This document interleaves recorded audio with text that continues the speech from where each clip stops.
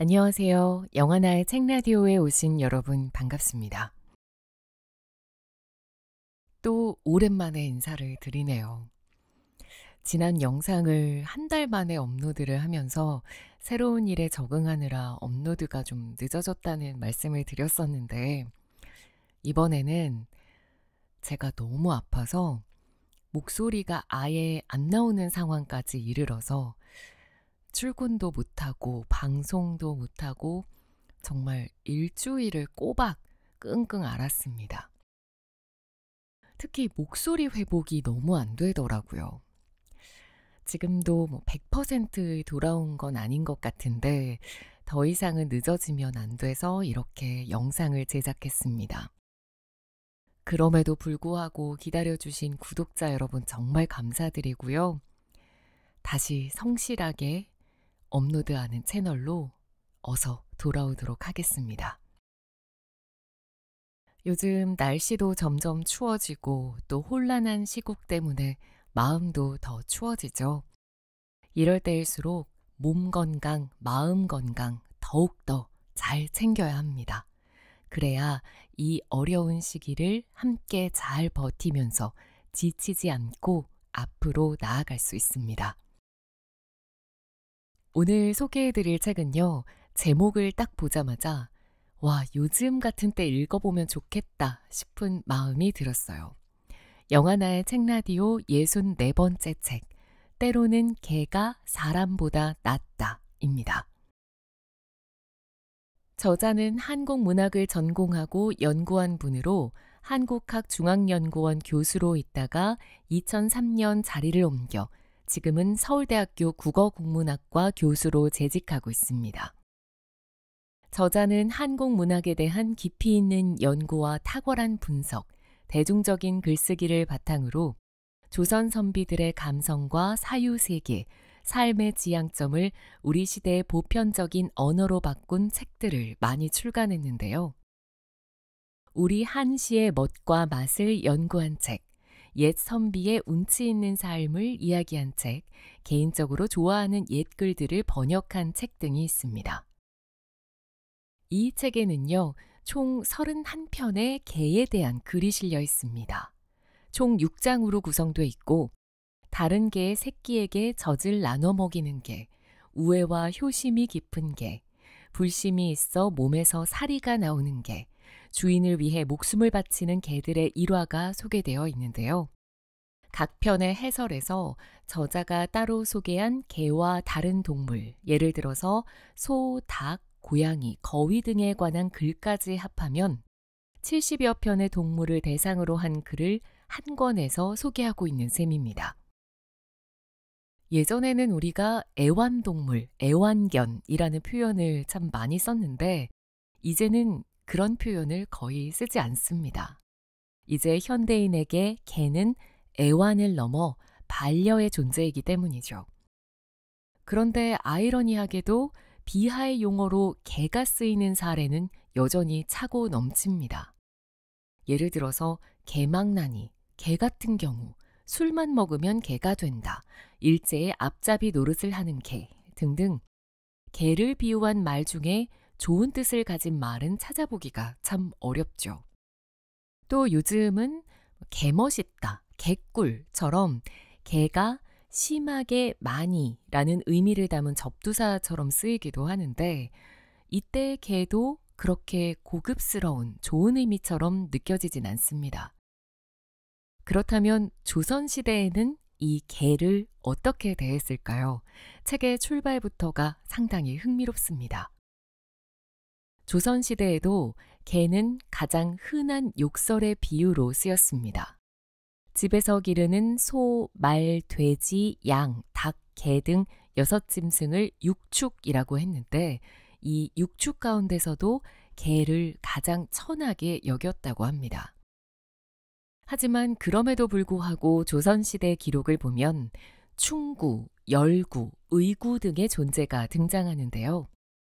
개 자체에 관한 것보다는 개의 행동을 통해 잘못된 인간의 행위를 꾸짖는 교훈의 성격을 갖고 있는 것이죠.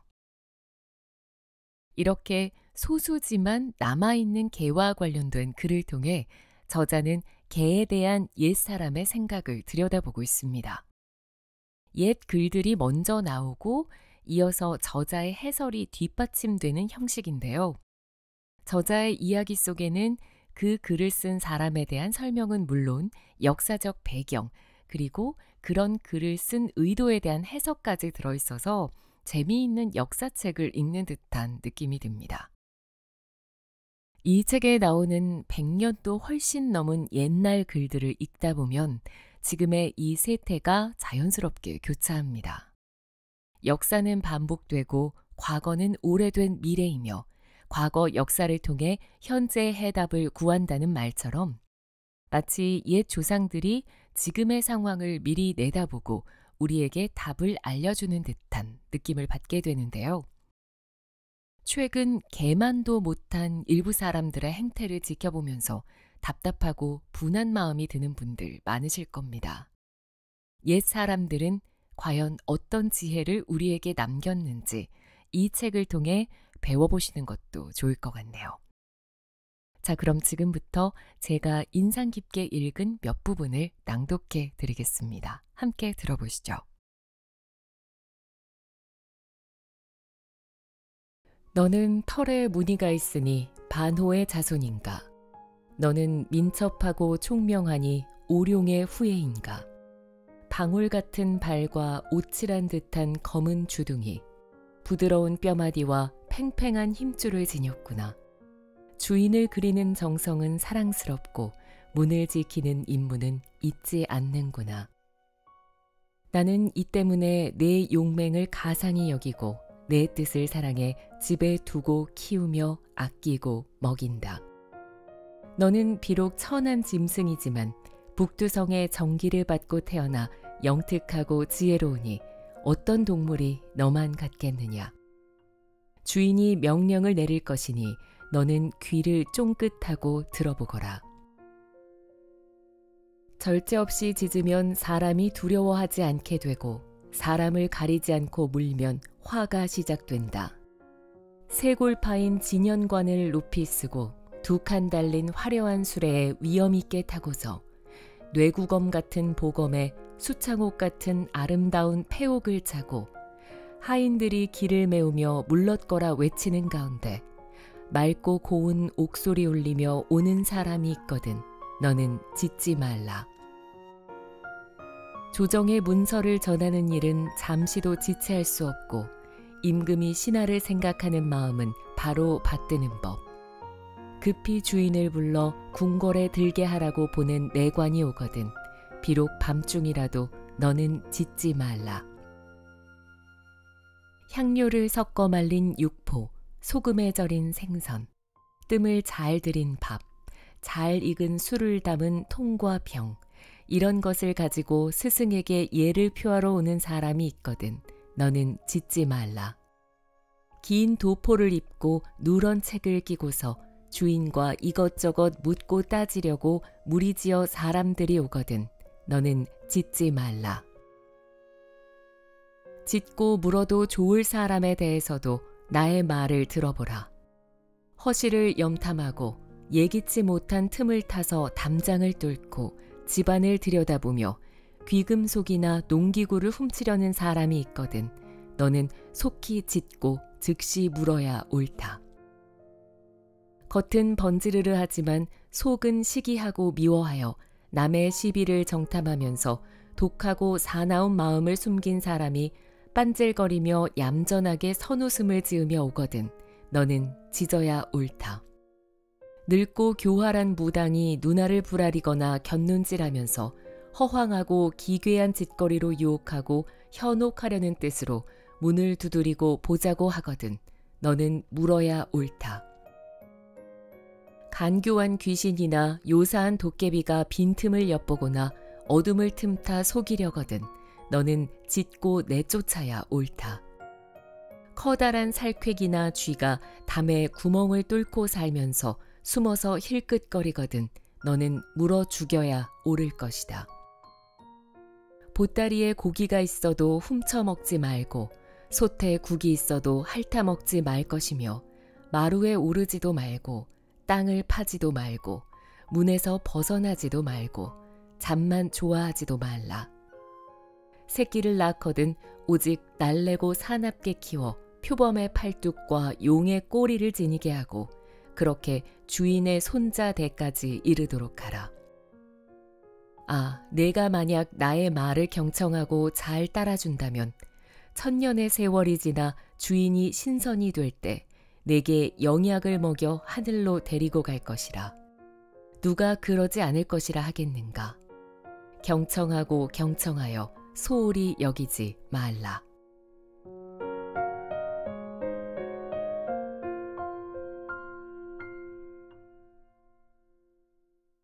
개에게 글을 쓴 사람이 있는가? 한국 문학사에서 최고의 문호를 몇 사람 꼽자면 고려의 이규보가 그 한 자리를 차지할 것이니 바로 이러한 참신한 글을 잘 지었기 때문이다. 이규보는 본관이 여주이며 자는 춘경, 호는 젊은 시절에는 백운거사, 노년에는 남헌거사라 하였다. 평장사 등 최고위직을 역임했지만 그보다 문학으로 더욱 이름을 날렸다. 한림별곡의 원순문, 일로시, 공로사륙, 이정원, 진한림, 쌍운주필이라 한 대목에서 이정원이 바로 이규보이니 고려 당시의 최고의 작가로 평가되었음을 알 수 있다. 이수광이 이규보는 유일한 대가의 솜씨이다라 하였고 남욕익이 이규보의 문장은 우리나라의 으뜸이다라 하였으니 조선의 대표적인 비평가에 의해 그가 한국 문학사의 최고봉임이 인정되었다. 이런 이규보가 자신이 기르던 개에게 원하던 바를 가지고 반호에게 명하는 글을 지었다. 이규보의 문학은 참신하다. 이 글에 나오는 개는 이름이 반호다. 반호의 반은 얼룩문양이고 오는 사나운 개다. 자신이 키우던 개가 점박이로 사나웠던 모양이다. 그래서 중국 고대 신화에 나오는 오색 털을 가진 반호라는 개의 후손이라 한 것이다. 또 오룡은 검은 용인데 중국에서 개를 용이라 애둘러 부르는 관습이 있었다. 이를 보면 이규보가 키우던 개 반호는 검은 점박이였다. 이 글은 반호에게 내린 명령인데 개에게 명령을 내린 글은 그 이전에도 그 이후에도 없다. 그래서 더욱 특이하다. 이규보가 반호에게 이야기한 짖거나 물지 말아야 할 대상 혹은 짖고 물어야 할 대상은 당연한 것처럼 보인다. 권력과 부귀를 손에 쥔 손님, 왕명을 전하러 오는 관리, 배우겠다고 찾아오는 학생, 토론하고자 찾아오는 학자, 이런 사람은 당연히 반갑게 맞아야 하고 강도나 도둑, 사기꾼, 무당 이런 자들은 내쫓아야 할 것이다. 자신이 먹을 것이 아니면 넘보지 말고 자신의 임무를 성실하게 하라는 당부도 그러하다. 그러나 다시 보면 이러한 말은 개가 아니라 자신에게 한 말일 수도 있다. 반겨야 할 대상에게 허리가 뻣뻣하여 타협하지 못하는 자신에 대한 자조의 뜻도 읽힌다. 내쫓고 깨물어야 할 대상은 그가 증오하는 사람처럼도 읽힌다. 개에게 성실하라, 분수를 지켜라, 임무에 충실하라 명령하는 것은 자신에 대한 다짐일 수도 있다. 비싼 개를 다투어 구해 예쁘게 치장하고 자식처럼 키우는 세상이다. 이제 이규보의 이 글을 보고 자신이 키우는 개에게 무슨 말을 할 것인지 적어보면 재미있을 것 같다. 우리 집에 닭을 키우지 않은 지 몇 해 되었다. 대개 집에 사나운 개가 있어서 닭만 보면 바로 물어뜯고 잡아먹어 닭이 마침내 씨가 말랐고 집은 고요하여 꼬꼬댁 닭 울음소리를 들을 수 없었다. 금년 겨울 처음으로 암탉과 수탉 각기 몇 마리를 구해 회를 만들어 살게 했다. 그날 날이 막 새려 할 때 닭이 한 번 울자마자 개들이 갑자기 떼지어 짖었다. 누가 온 기척이 있나 싶어 일어나 살펴보니 아무도 없었다. 개를 욕하고 다시 잠자리에 들었는데 이윽고 닭이 다시 울자 개들이 따라 짖었다. 이렇게 한 것이 대여섯 차례가 되었다. 그러나 닭이 쉴 새 없이 계속 울자 개 짖는 소리가 마침내 그쳤다. 내가 그제야 개가 닭 울음소리를 듣고 짖었음을 알게 되었다. 아, 촉당에 햇살이 비치고 월당에 눈이 내리는 일은 지리상으로 보기가 어렵다. 개가 낯선 닭 울음소리를 듣고 짖은 것은 당연한 일이다. 닭이나 개는 정말 사람들이 함께 키우는 동물이라 닭 울음소리와 개 짖는 소리가 늘 들리는 법이다. 우리 집은 유독 개가 사납기 때문에 오래 새벽을 지키는 닭 울음소리가 끊어진 것이요. 닭을 구해 울음소리가 다시 나게 되자 바로 개들이 다시 떼를 지어 일어나 짖게 된 것이다. 이 또한 보통 사람 집의 개와는 달랐던 것이라 하겠다. 그러나 밤새 개가 짖지 않고 스스로 짖는 일을 그친 것은 오래 못 듣던 것 때문에 처음은 놀라 짖다가 나중에는 짖는 일이 힘든 줄 알게 된 것이 어찌 아니겠는가. 저 닭은 차갑게 비바람이 치더라도 오히려 그 울음을 그치지 않았으니 개가 짖는다고 하여 스스로 그만두지 않은 것도 또한 마땅한 일이다. 이 모두 유추해서 알 수 있다. 느낌이 있어 설을 짓는다.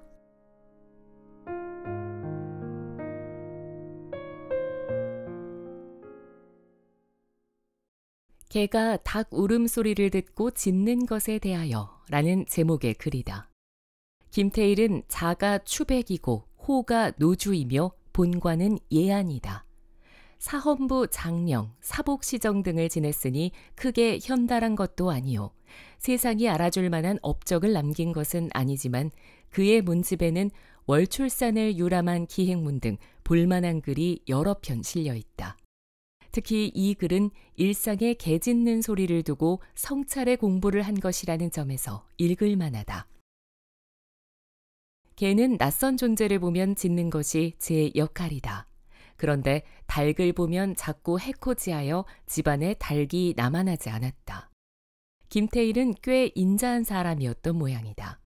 닭을 죽인다고 하여 개를 없애지는 않았다. 그러다가 한참 뒤 닭을 다시 키우게 되었는데 새벽에 닭이 울자 평소 닭 울음소리를 들어보지 못한 개들이 밤새 짖어댔다. 김태일의 짜증이 짐작된다. 위의 글에서 김태일이 촉과 월 땅을 이야기하면서 개는 괴이한 것을 보면 짖는다고 하였는데 이는 그 유래가 있다. 당나라의 문인 유종원의 위중립에게 답하는 편지에 나오는 내용이다. 구런의 부에 고을의 개들이 떼지어 짖는 것은 괴이한 것을 보고 짖는 것이다 라고 하였다. 내가 지난번에 들으니 용과 촉 같은 남쪽 지방은 항상 비가 오고 해 뜨는 날이 적어서 해가 뜨면 개가 짖는다 라고 하므로 나는 이 말이 지나치다고 여겼다. 그런데 6, 7년 전에 내가 남쪽 지방에 온 지 2년째 되던 겨울 어쩌다 큰 눈이 고개를 넘어 남월 지방의 여러 고을에까지 내렸다. 여러 고을의 개들이 모두 여러 날 동안 허둥지둥 짖고 물고 미쳐 내닫곤 하다가 눈이 다 녹아 없어진 다음에야 그쳤다. 나는 그제야 전에 들은 말을 믿게 되었다. 용과 촉은 사천에 있던 옛 지역 이름인데 용은 기주 일대고 촉은 성도 일대에 있었다. 이곳은 늘 날이 굳어 어쩌다 해가 뜨면 이를 낯설게 여긴 개들이 짖었다. 한편 눈 내릴 일이 없는 남방의 따뜻한 월땅에 어쩌다 눈이 내리자 개들이 놀라서 그 눈이 녹을 때까지 짖었다. 개가 낯선 것을 보면 짖는 것은 천성을 따른 것이다. 그런데 사람은 이를 두고 짜증을 낸다. 김태일은 낯선 닭 울음소리에 짖던 개가 새벽이 되자 힘이 들어 짖기를 그친 것을 두고 무엇인가를 생각한 듯하다. 혹 자신과 맞지 않는 낯선 세상을 보고 자신이 요란하게 떠든 것이 아닌지 돌아보았을지도 모르겠다. 김태일은 닭이 꿋꿋하게 새벽을 알리려 쉴 새 없이 운 점을 높게 평가했다. 혹 세상의 불의를 보고 힘들다 하여 입을 다문 지식인의 안일함을 꾸짖은 것이 아닐까. 각설하고 요란하게 개 짖는 소리일지언정 이경전이 13살 어린 나이에 지은 개가 짖네라는 시를 읽으면 왠지 마음이 푸근해진다. 개 한 마리가 짖고 개 두 마리가 짖으니 개 세 마리도 따라서 짖네. 사람 때문일까, 호랑이 때문일까, 바람소리 때문일까. 동자가 하는 말, 산 위에 뜬 달이 촛불처럼 환하고 마당에 찬바람만 오동나무에 부네요. 이상한 것 보고 놀라는 것이 이치라. 개가 무엇 때문에 짖지 않을 리 있겠나.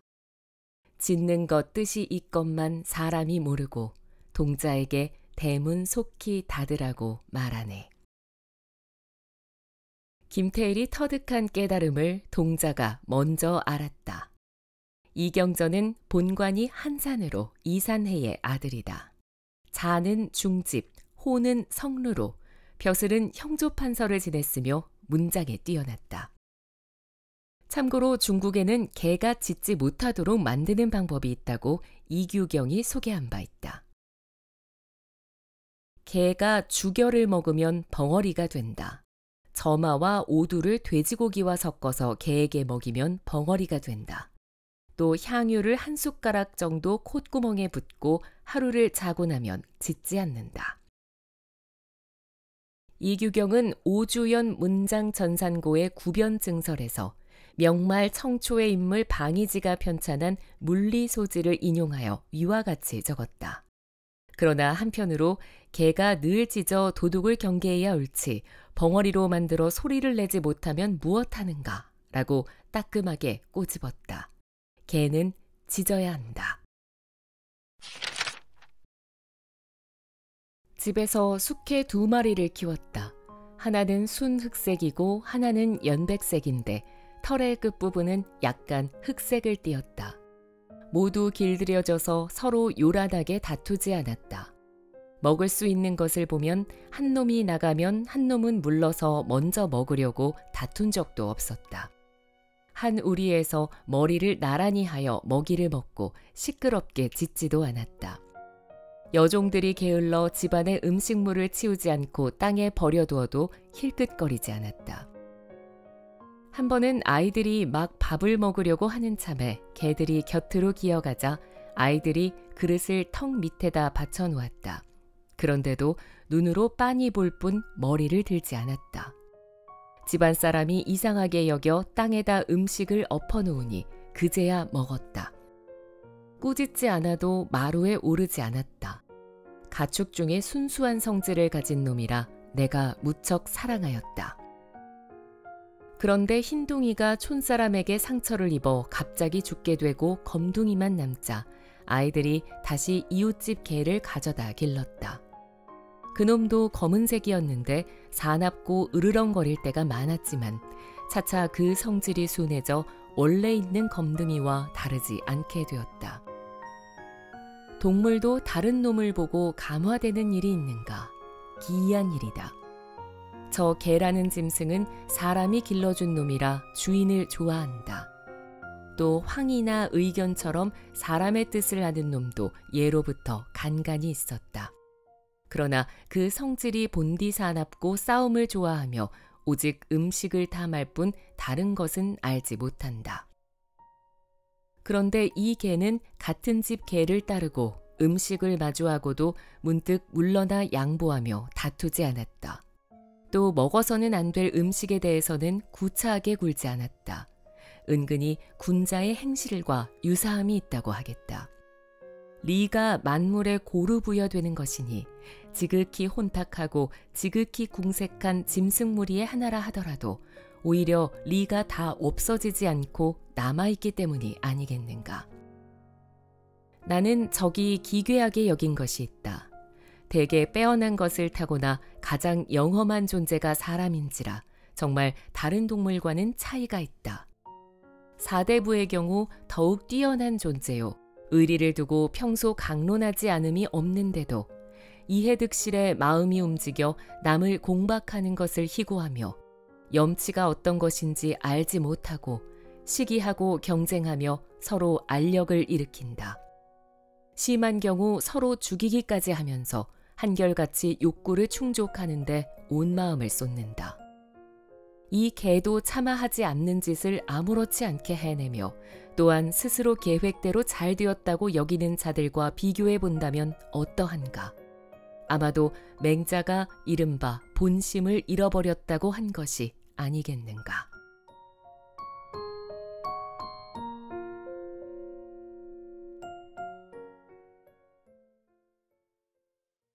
앞의 글 기다렸다 함께 밥 먹는 개의 주인공 이지와 같은 안동에 살던 선비 권구의 집에서 키우던 개도 우애가 있었다. 권구는 본관이 안동, 자가 방숙, 호는 병곡 혹은 환화라 하였다. 병곡은 병산서원이 있는 마을을 이루고 환화는 인근 지곡에 세운 서재다. 권구는 가람 이현일의 손녀 사위로 평생 벼슬길에 관심을 끊고 학문과 저술에 힘을 쏟은 학자다.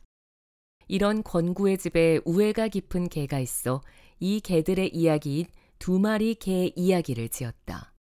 천유록이라는 저술의 한 편의 이야기로 실려 있다. 권구의 집에 있던 개 두 마리는 먹을 것을 앞에 두고 다툼이 없었다. 땅에 버려진 음식이나 주인이 주지 않는 음식은 먹으려 들지 않았다. 그중 한 마리가 죽었는데 다른 집에 사나운 개를 데려와 곁에 두었더니 그놈 역시 감화되어 순해졌다. 이런 개를 보고 권구는 동물보다 온전한 품성을 타고난 사람을 생각하고 사람 중에 배움이 많고 지위가 높은 사대부를 생각했다. 사대부는 서로 벼슬을 다투고 분에 맞지 않는 벼슬도 사양하는 법이 없다. 부귀와 권력을 탐하여 사욕을 일삼는 데까지 하지 않는 짓이 없다. 맹자는 의의 단서로 수호지심을 들었다. 한 그릇의 밥과 한 그릇의 국을 얻으면 살고 얻지 못하면 죽는다고 하더라도 혀를 차고 꾸짖으며 주면 길 가는 사람도 받지 않을 것이고 발로 밟고 주면 거린도 좋게 여기지 않을 것이다. 그런데도 많은 녹봉을 주는 벼슬은 예의를 분별하지 않고 받으니 이것이 바로 본심을 잃은 것이라고 하였다. 수호지심을 가지지 못하는 사람은 의롭지 못하지만 개는 수호지심을 가지고 있으니 군자라 하였다. 개만 갖지 못한 사람에 대한 준엄한 꾸짖음이다. 여위여 앙사간 저 개야 처음 어디서 왔느냐 또 어디를 향해 가는가 어디서 볼 것을 찾느냐. 개가 제 뜻을 이렇게 답하네. 무생인을 그르쳤다오. 내 전생에 사람으로 태어났는데 이익을 탐하고 권세를 좋아하여 남을 모함에 형벌을 받게 하고 탐욕에 재물 축적 많이 하였소. 이 때문에 저승의 천벌을 받아 거대한 아비지옥에 떨어져 무량겁의 고통을 받고 이제 막 개의 몸으로 태어났소. 내 전생의 잘못을 참회하고 큰 발원을 펼치고자 고기를 먹지 않고 출가하여 부처님과 보살님께 참배하고 아미타불을 묵묵히 외웠다오. 이에 성거산에 들어가고 온 사방을 유람하였으니 금강산의 낙가사와 오대산과 태백산이며 지리산의 천왕봉과 속리산과 묘향산이며 가는 곳마다 문득 참선하고 머무는 데마다 꼭 염불하되 원하는 바 찰나의 시간에 내 천겁의 죄에 씻어내고 내가 사람으로 환생하기를. 삼보 앞에 머리 조아리고 진실의 뜻에 귀의하여 열애의 땅으로 초탈하기를. 말 마치고 마당에 꿇어앉아 귀 늘어뜨리고 잘못 비는 듯 내 그 목에 걸린 패를 보니 여러 산 이름이 또렷하였네. 정말 고기 안 먹는지 물으니 중이 정말 그렇다고 하네. 내 듣건대 석가모니의 말에 개도 불성이 있다더니 이 말이 거짓이 아니겠지. 사람이 개만도 못하구나.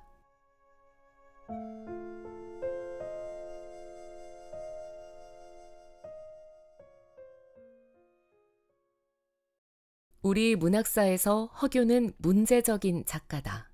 자는 담보이며 호는 교산, 성소 등을 사용하였다. 강릉태생으로 부친 허엽, 형 허성과 허봉, 누이 허난설원 등이 모두 명망이 높다. 기이한 허균의 행적처럼 그의 글에는 허황한 이야기를 실제한 것처럼 늘어놓은 것이 많다. 산구개는 산을 돌아다니는 개의 개송이라는 뜻이다. 앙상하게 여위어 뼈가 울퉁불퉁 드러난 개에게 허균이 질문한다. 어디서 무엇을 하다가 이런 꼴이 되었는가? 이에 개가 무생법인, 부동심의 깨달음을 알지 못하였다고 하면서 자신의 잘못을 고백하였다. 이 개는 전생에 사람의 몸으로 태어났지만 부귀 권력을 탐하고 남을 모해한 벌을 받아 아비지옥에 떨어졌다. 끝없는 무량겁의 세월 동안 고통을 겪은 후 다시 개로 환생하여 전생의 잘못을 참회하고 이생에서 출가하여 불법을 닦는 큰 서원을 결심하였다. 개성의 성거산 및 금강산, 오대산, 태백산, 지리산, 속리산, 묘향산 등 명산의 대차를 찾아다니며 불법을 닦아 내세에 다시 사람으로 태어나기를 기원하였다. 이 말을 들은 허균은 개도 불성을 가지고 있다는 구자불성을 인정하였다. 어떤 중이 당나라의 고승 종심에게 개도 불성이 있는지 묻자 종심이 없다고 하였다. 중이 위로 부처에서 아래로 구덕이나 개미에 이르기까지 다 불성이 있는데 어찌 개만 없는지 다시 물었다. 이에 종심은 개는 타고난 업식이 있기 때문이라 하였다. 또 다른 중이 개는 불성이 있는지 묻자 이번에는 있다고 대답하였다. 그 중이 다시 개가 불성이 있다면 어찌하여 저 가죽자루 속에 들어가 있는지 물었다. 종심은 개의 지로 인해 잘못을 범하게 된 것이라 하였다. 이 이야기는 불성의 유무를 놓고 따져 묻는 편견을 타파한 공안으로 널리 알려져 있다. 허균은 이 말을 끌어들여 개도 불성을 가지고 있는데 사람이 그러하지 못함을 비판하여 사람이 개만도 못하다고 개탄하였다. 공자가 저 새도 머물 곳에서 머물 줄을 아는데 사람으로서 새만도 못해서야 되겠는가 라고 한 말에서 허균은 새를 개로 바꾸었다. 사람이 개만도 못하다는 말은 허균의 이 글이 가장 빠른 듯하다. 익히 알려진 대로 허균은 시대에 이단하였다. 한정록이라는 책을 편찬하고 붙인 서문에서 노장이나 불교 같은 데로 도피하여 형해를 벗어나고 득실을 구별 없이 하나로 보는 그런 것을 좋게 여겼다. 그리하여 세상일 되어가는 대로 내맡기어 반미치광이가 되었다. 라고 한 바 있다. 허균은 수안군수 때는 불교를 신봉했다 하여 파직되고 삼척보사 때도 부처를 받든다는 탄핵을 받아 2달 만에 파직된 바 있다. 허균은 이런 인물이기에 깨달음을 얻은 개를 대신해 개를 지은 것이다.